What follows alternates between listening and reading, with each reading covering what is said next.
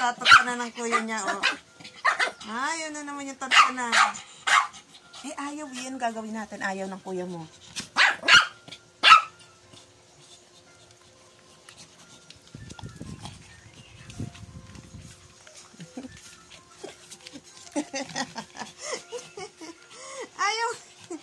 Ayaw nga, loko talaga to. Kaya pinipilit yung makipagda. Awayin ka ng kuya mo, ha? Awayin ka, kuya mo, ha?